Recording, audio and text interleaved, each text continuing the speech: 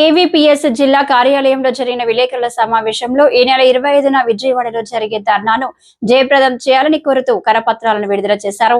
ఈ కార్యక్రమంలో కేవీపీఎస్ రాష్ట్ర అధ్యక్షులు ఓ నల్లప్ప, జిల్లా అధ్యక్షులు జి వెంకటేష్, నగర అధ్యక్షులు జీవరత్నం, జిల్లా నాయకులు నాగేంద్ర, ఆంజనేయులు, పుల్లన్న తదితరులు పాల్గొన్నారు. ఈ సందర్భంగా రాష్ట్ర అధ్యక్షులు ఓ నల్లప్ప మాట్లాడారు.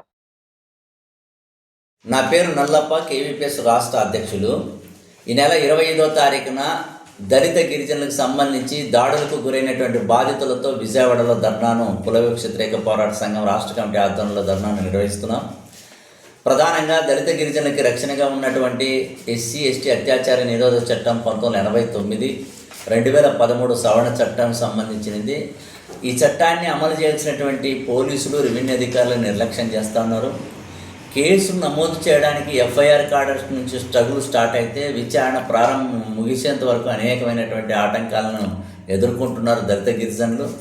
కౌంటర్ కేసులు పెట్టడం అనేటువంటిది ఇటీవల కాలంలో బాగా పెరిగింది. స్టేషన్ బెయిల్ ఇచ్చేటువంటి ప్రక్రియ సిఆర్పిసి సంబంధించినటువంటి 41వ నిబంధన పేరు మీద స్టేషన్ బెయిల్ ఇస్తున్నారు. ఇది చాలా దుర్మార్గం. యాక్చువల్గా supreme court Arunesh Kumar versus union of India కేసుకు సంబంధించినటువంటి దానిని ఆధారం చేసుకొని 7 సంవత్సరాలలోపు శిక్ష పడేటువంటి కేసులు బెయిల్ ఇవ్వాలనేటువంటిది సాకు చూపి ప్రత్యేక చట్టమైనటువంటి ఎస్సీ ఎస్టీ అత్యాచార నిరోధక చట్టాన్ని దీంట్లో కలిపి పోలీసులు చేస్తున్నారు. ఇది చాలా దుర్మార్గం అనేటువంటిది కుల వ్యతిరేక పోరాట సంఘం భావిస్తున్నది.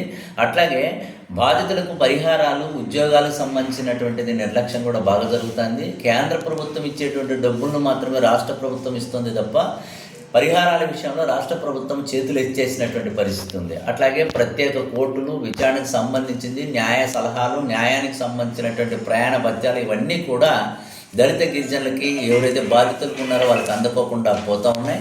ఈ రీత్యా పరిహారాలతో పాటు అనేక కేసులకు సంబంధించి నిర్వీర్యం చేసేటువంటి ప్రక్రియ పోలీసు యంత్రాంగం ఇటీవల కాలంలో ఎమ్మెల్యేలు, రాజకీయ నాయకులు కూడా దళిత గిరిజనులకు రక్షణగా ఉన్న చట్టాన్ని నిర్వీర్యం చేసేటువంటిది వేగవంతమైంది. దీని రీత్యా రాష్ట్ర సంఘం పిలుపు మేరకు ఈ నెల 25వ తారీఖున పెద్ద ఎత్తున విజయవాడలో బాధితులతో ధర్నా నిర్వహిస్తున్నాం. ఈ ధర్నాలో బాధితులుగా ఉన్నటువంటి వాళ్ళని ప్రతి ఒక్కరిని కలిసి ఈ ధర్నాన్ని జయప్రదం చేయాలనేటువంటిది కుల వ్యతిరేక పోరాట సంఘం రాష్ట్ర కమిటీ కోరుతున్నది.